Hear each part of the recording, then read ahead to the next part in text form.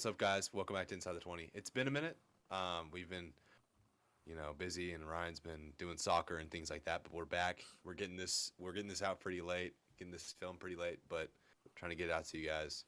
And we got some stuff to talk about. It's been crazy in the NFL these past few weeks. Um, Free agency has been going down. There are a lot of people that are still available that you wouldn't think would be, and there are a lot of guys that got big deals that shouldn't have gotten that kind of money. People come to mind when I say that, obviously.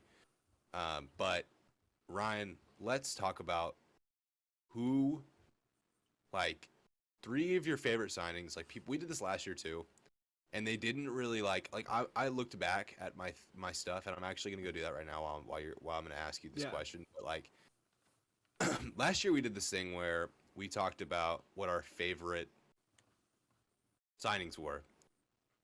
And then we talked about what our least favorite signings were, the signings that made no sense to us. So give me like three signings that made a lot of sense to you and that you really liked.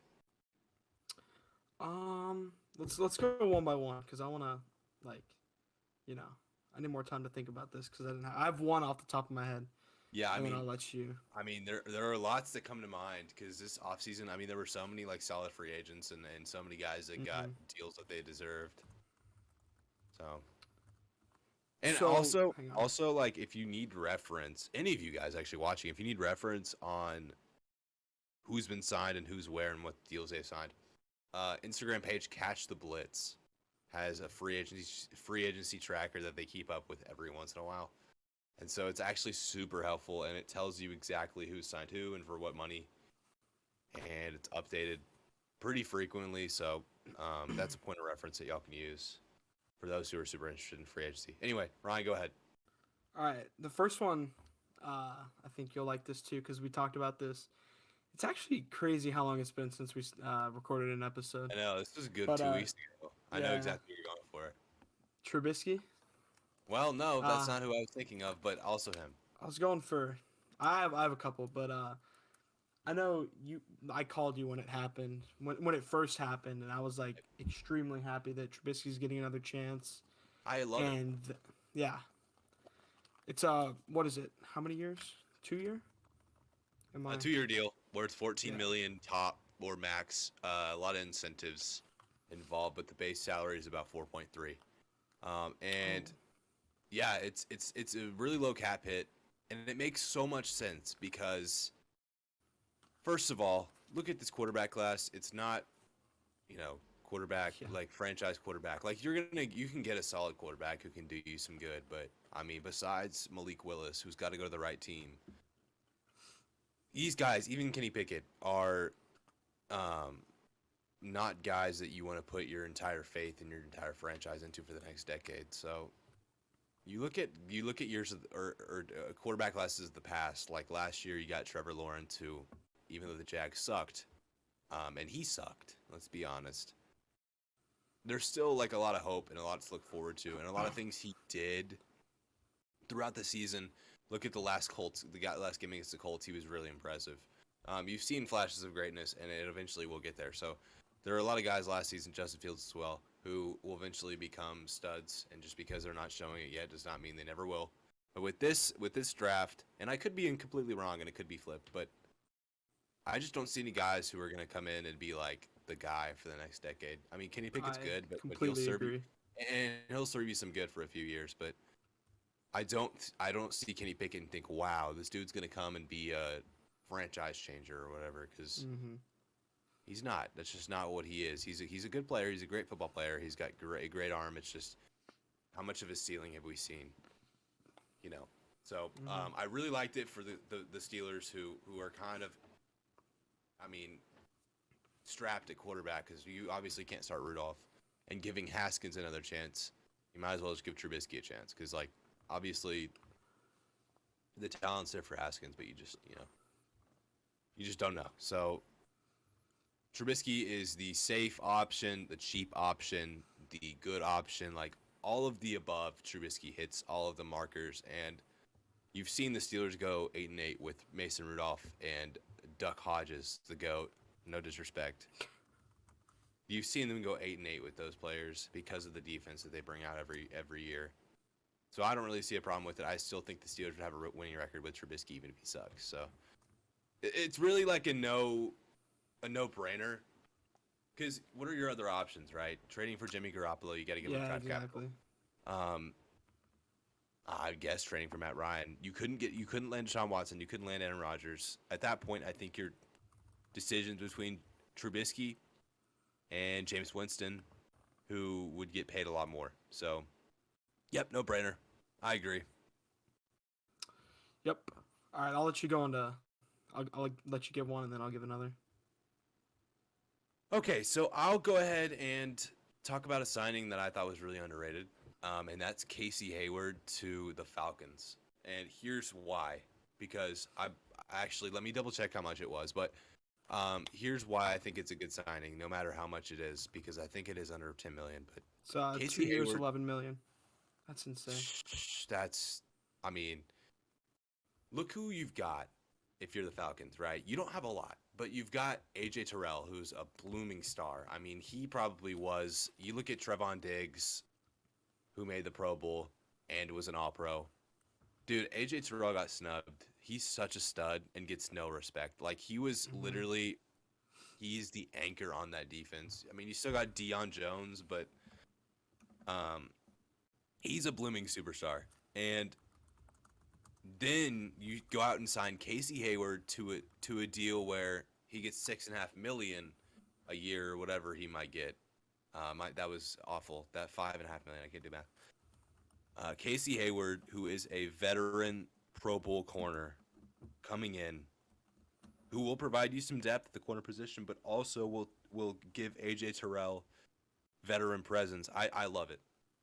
It was very underrated to me. Like, you think of, like, my three favorite signings, obviously some of the bigger signings are coming to mind, but the Hayward one went under the radar, and I think it should be kind of highlighted more. He's an 87 overall in Madden, which is just, I mean, like, I don't agree with that on the field, but, like, he's solid for sure, and he's, like, 31, so he's still providing some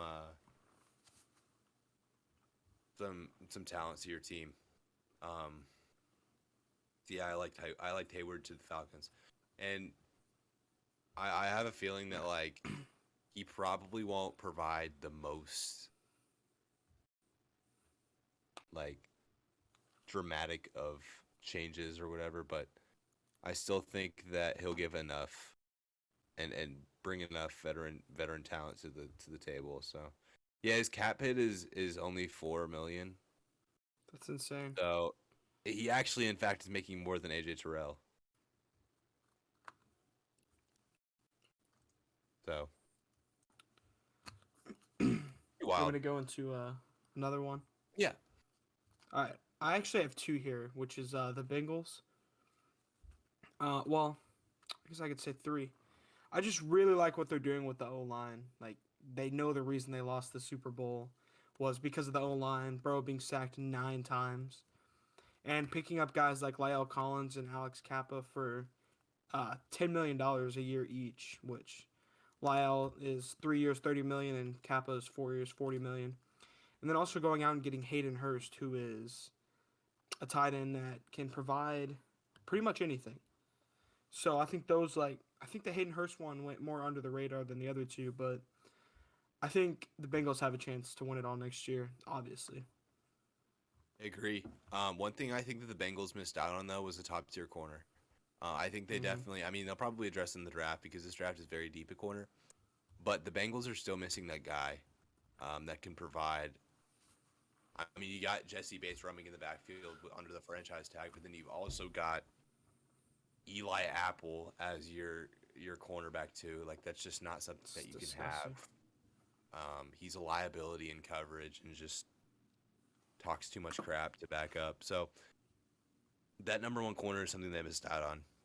And I thought that was a point that we should touch on. But it's really not like one that, I mean, is going to affect their Super Bowl odds just because now they have now that Burrow has some protection, it's over, dude. Like, Jamar Chase connection, that chemistry is just so, like, I don't know, man. Chemistry is so important in today's NFL between quarterback and receiver. I mean, you see it with Devontae Adams and Aaron Rodgers, and he's going for not only less money, but for chemistry. It's just so important in today's NFL, and I think that giving Burrow that protection, now he doesn't have to worry about getting sacked. It's over, man. Yeah, And it scares me. It scares me, but it's over. Now, I'm going to talk about one signing that I did not like. And it's not because I don't like the fit, because I it's okay. And I think you already know what I'm going for. Are we on the same level with the worst signing in free agency? And it's money wise. Hang on. Does the same one come to mind, money wise? Let's see. Do they happen to be on the Chiefs? They do not. Okay, then we're not thinking on the same level. I'll let you go first. Christian Kirk. Atrocious money wise. I mean, just awful. Christian Kirk's a great player, but never has he eclipsed 1,000 yards in one season. And to pay him $20 million a year is just a crime. Like, how are you going to pay him $20 million a year to be a receiver 1, and he's been a receiver 4? Granted, he's been on a team with DeAndre Hopkins and A.J. Green, but to still not eclipse 1,000 yards with DeAndre Hopkins hurt, it's just... And to go out and get paid $20 million by the Jacksonville Jaguars. I mean, like, good for him, but for the Jaguars, I'm just like, what are y'all doing, man? Like, what is y'all's plan here? I think it has to do with the fact that the Jags are not a good football team. So you kind of have to overpay them to come play for your team. And that's something that they're going to have to do for a couple years until they can win more games. Right. And that makes sense. But I just still think it's an overpay for a guy who's going to provide you. I mean, he'll be a 1,200, 1,300-yard receiver. He'll be the outlet for Trevor Lawrence. But if you had the chance to go out there and sign Allen Robinson, if you had the chance to go out there and sign, I mean, you did have a chance for Chris Godwin. Everyone did. But you had a chance for some other guys, and just you got Christian Kirk for $20 million. Like, it's just kind of laughable. Yeah. Chiefs, though. What do you mean? Who are you thinking of on the Chiefs? Because I'm actually curious now. MVS, bro. I like it. Mark, I don't. $10 million a year for a guy that has gone over 500 just twice in his career. Okay, but who? You said it. Who's the best deep threat in the league? Dude, MVS is so underrated as a deep threat. And you've already got McCole Hardman. And you've got Juju now. Like, I mean, Valdes-Scantling can develop. As a top guy, he can develop into a much better receiver. And with Patrick Mahomes throwing to him and Patrick Mahomes having the outlet that he now has, let's be honest, the receiving core is now more spread. It's a little more evened out than it once was. I like it. I disagree with you on that one. We don't even disagree a lot on here, but I disagree. I like that signing. I like it a lot. I mean, it was a little bit of an overpay, but like if you really think about it, Valdes-Scantling is like the cheaper Tyreek Hill, and you're getting a lot of like his cap hit is 4.8, and you're getting so much out of a player who has so much potential. He's young. I mean, I like it. You're paying. I like it. $10 million a year for a wide receiver 3. He's not going to be wide receiver 3 on the Chiefs. Not on the Chiefs, he won't be. He was a Packers wide receiver 3 under Alan Lazard, who is a wide receiver 2. You know, he's their top receiver now. That's just so, like, comical. That's ridiculous. That's comical. What is it? Him and, what's his name? I don't even care enough to know his name. Amari Rodgers? But no, he's a Randall slob. Cobb. Oh, my God, I forgot Randall Cobb. He's, like, 40, though. The Packers... It would be like the Packers to go out and draft a corner when you need wide receivers. Well, they did it last year. Yeah. But Eric Stokes is good. It this year. Disrespect. Okay, so now let's talk about the trade market, which is so funny that we're actually mentioning the trade market because if we look back at previous years, the trade market in the NFL is non-existent. Like in the NBA and in the NHL and in the MLB, the trade market is so much more active than it is in the NFL, and we hardly ever see big trades like this. But this offseason, it's been one huge trade after another. Like it's been one-upped. Like we think it's the biggest. We're like, oh my God, Russell Wilson trade, biggest trade ever. Then Deshaun Watson gets freaking traded. Like how should we react to this trade landscape? And is this the direction the NFL is going? Is it going in a more trade heavy direction, or is it just kind of a fluke? I don't know what to make of it. I think it very well could be, but you've got a bunch of players that are a bunch of drama queens and one out. So that could be part of it. Like the loyalty's not there anymore. And you obviously see teams moving on from players that want to play somewhere else. But that, like I said, the loyalty's just not there. So if that's something that continues to happen, then yeah, it's going to be like that for forever. For the time being. Yeah, I agree. Now let's kind of go over some of these trades that were really big. So Deshaun Watson, obviously being the biggest of them. What do you make of the Deshaun Watson trade? And then I'll kind of give my input. Honestly, I think it's ridiculous how much he's getting paid fully guaranteed, especially Knowing he might get suspended. exactly knowing he might not play. Dude. And then with that much money, you know that the QB market is going to be just ridiculous in the upcoming years. It's forever changed. I saw something about that. The QB market is now forever changed. You're gonna see guys hunt for guaranteed money. You're gonna see this and that, and it's forever changed because of this stupid trade. I hate this trade. And here's why. Let's put into place a scenario, okay? And it's a very realistic scenario. Deshaun Watson's cases went under a grand jury, right, in Texas. And he was deemed innocent. However, if the NFL goes in and they're like, actually, Deshaun Watson's guilty, he's suspended for a year plus. The Browns organization would be losing so much money. Starting Jacoby Brissett. Well, And here's probably the missing thing. out on the playoffs. I do not. And you give up a ton of picks. And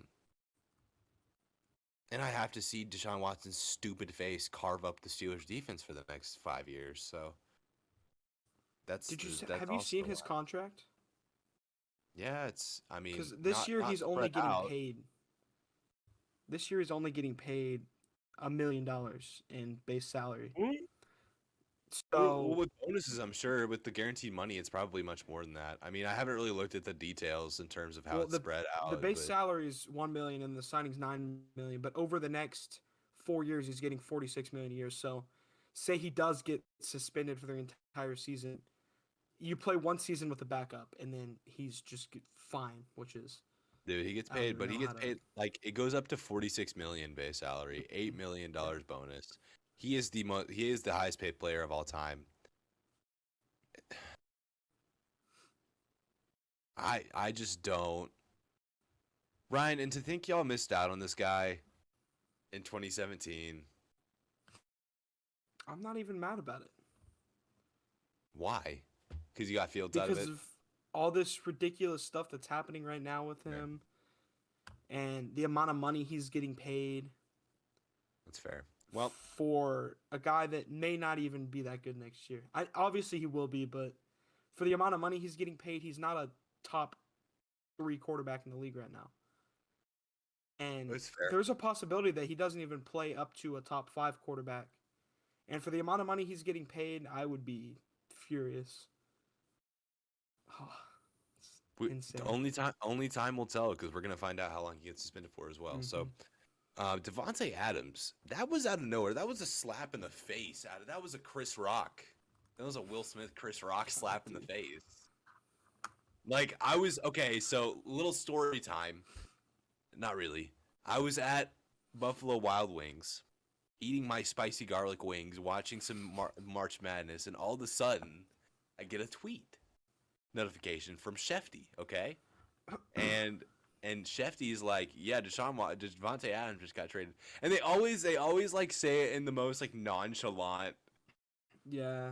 When sentence it's like the format. biggest So news. it's like Devontae Adams gets traded to the Las Vegas Raiders for a first round pick, and it's like I'm like, oh my god, like retweeting like, oh my god, oh my god, oh my god, and it's like Adam Schefter just like, this is a very big move.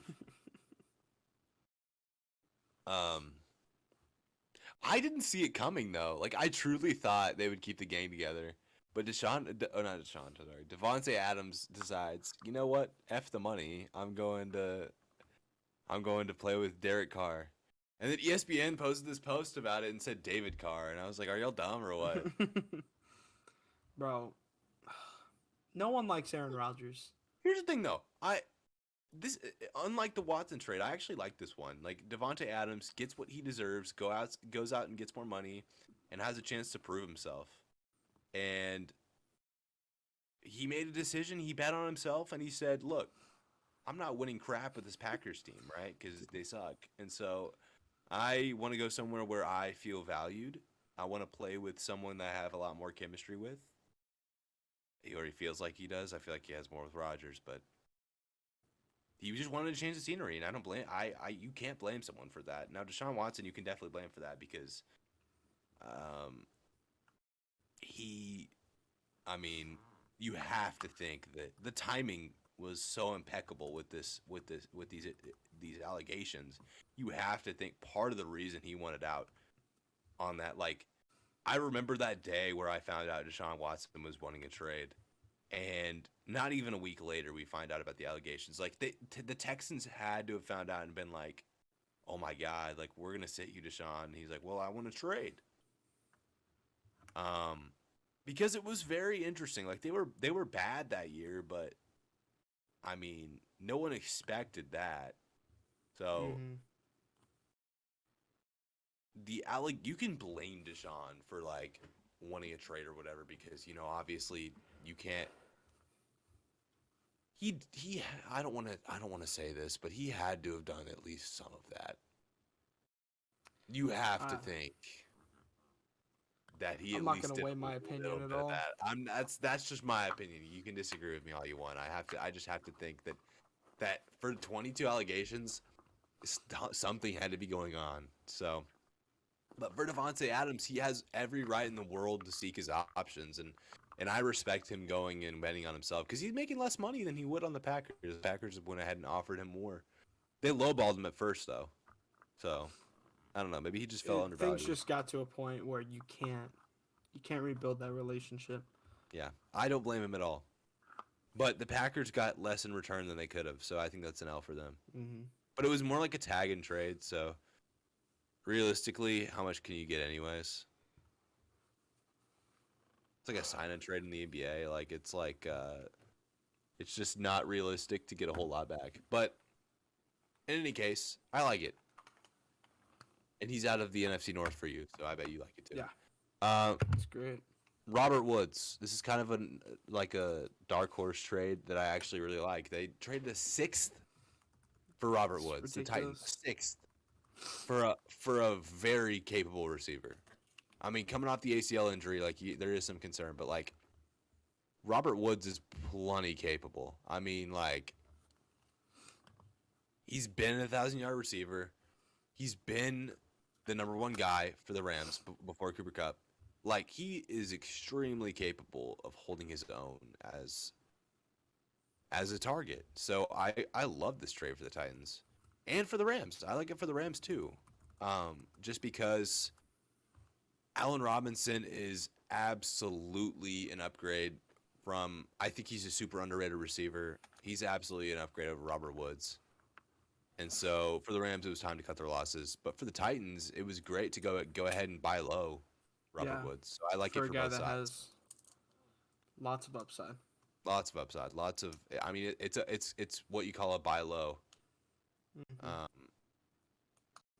Yeah, I like it. Not much to speak of there. I think it'll be a good fit, especially because they need some help actually at receiver. So, Amari Cooper. I think maybe we haven't talked about Amari yet. That's crazy. We really haven't felt that long, have we? I like the Amari trade for the Browns. I mean, it's a big cap hit, but I see no problem with it for the Browns. You go out and get a guy who's unhappy, fits your system a lot better.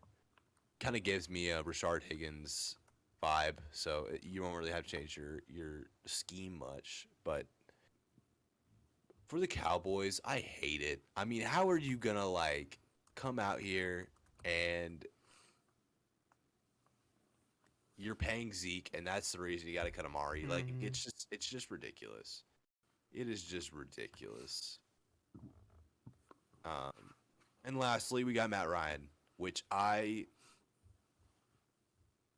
see it as a win-win because with the Falcons, you're obviously not going anywhere with Matt Ryan. You're not going anywhere anytime soon in the first place. Cut your losses, get you a third-round pick for an old aging quarterback, and just rebuild. And I think that's what they're doing. And then you look at it from the Colts' point of view. All they're missing is a quarterback. They have a solid, solid team. And Matt Ryan, whether you like it or not, is still a capable quarterback at the age of 36. He's still got a couple of good years left in him. He could have a Peyton Manning type resurgence to where he's renewed and refreshed and ready to go out there and ball. I like the Colts to win that division this season. I really like the trade, and you don't have to give up a whole lot. So I like that trade a lot. Now, like I said, there are still some top free agents out there. Tyrann Mathieu, Bobby Wagner come to mind. What deals should go down the line for these guys that Ooh. are still available? I'll let you go first. Hang on. Honey Badger come to the Pittsburgh Steelers. That's all Nah, for me. stop. Nope, you're tripping. Going to the Bears. Dude, y'all don't need it. Yes, we do. Actually, you do. Hang on. Did you see like the thing where he was down to 3 teams? No. I don't know where I saw it. Hang on. Isn't it Steelers, Bears, and someone else? Well, the Steelers reached out to him, so that's all I'm seeing. You talk. I'll pull it up. Yeah, despite call from Mike Tomlin, Steelers signing Tyrann Mathieu still a long shot. Malcolm Jenkins retired, so the Saints are definitely possible. Mm, That would be a crazy safety duo with Marcus May and Tyrann Mathieu. That'd be wild. let's see. Um, Can't find it.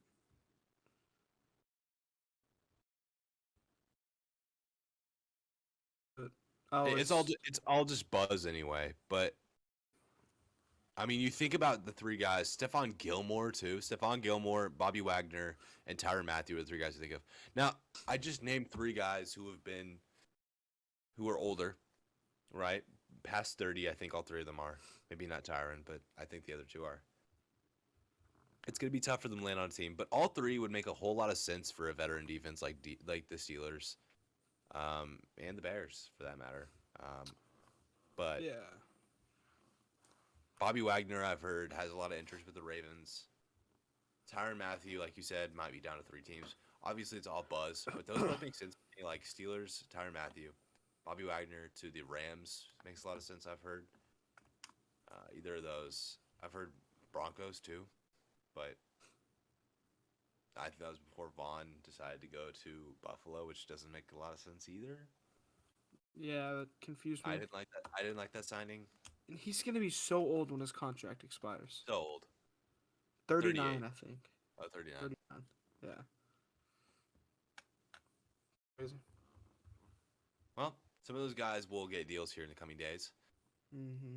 We'll just have to keep watching and get you guys updated next week.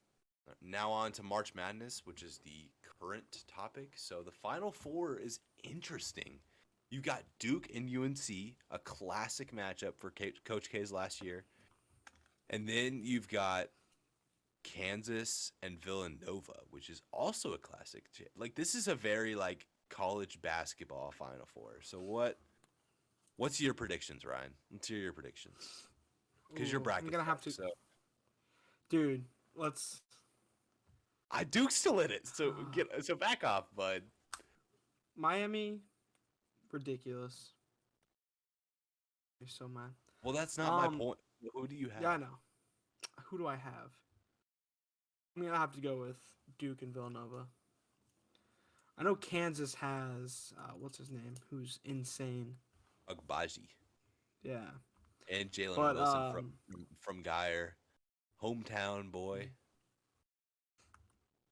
another hometown guy is going to Baylor next year. Keontae George, maybe a Is he starting from guard for Garland or Baylor something? next year. Nah, he went to STEM, Really? and then he transferred to IMG, and then got offered to Baylor. He's pretty good too, isn't he? Yeah, I think I may have seen a game where he played in, but I can't remember for sure. But yeah, so right now I'm gonna have to go with Villanova versus Duke, and then I don't know. I've got I Duke think Villanova and Duke pulling it out, or Duke uh, Kansas actually. I'm gonna I'm agree gonna with go. you, I'm gonna go Duke Kansas. but don't sleep on UNC because they've already proved that they can No, kill Duke. yeah, man. So what are your surprise teams? Obviously, St. Obviously, Peter's, yeah. but Miami, pretty surprising. Miami, Elite Eight. Iowa State. Yeah. Iowa State made it to the Sweet 16 after going I two I and don't, but two I and don't. 22. That's true. I don't think Iowa State. To what? What? Oh, last year I was like, what? Last year, yeah. Iowa State was top 10 earlier this year, so I'm actually not shocked. But um, yeah, I think those two teams were very surprising, and some teams that like some upsets that were very shocking to me. Baylor wasn't shocking. I saw that coming. Gonzaga, I Yeah. was shocked by that. I knew it was gonna happen. It's bound to happen with that team. They won't win a national championship in the next 10 years. You can quote me on that. Mark Few I'm will so never win a serious too. championship. They are in the easiest conference in Division One. They play Mickey Mouse schedule every year, and then they have to play two hard teams in a row, and it's just like they collapse. They're not Yeah, they're not built for success. They need to get into a better conference if they want to have a chance to ever win a championship. that's fair. All right, I'm tired. Let's go. Go ahead and wrap up. All right, All guys. right. I hope you enjoyed this episode. I know it was a little bit weak, but we've got some mock drafts coming up. Stay tuned. You know we love the draft, so stay tuned. We got this mock drafts coming. We'll get the visuals on Instagram, and we'll see you guys next week. All right. Peace out.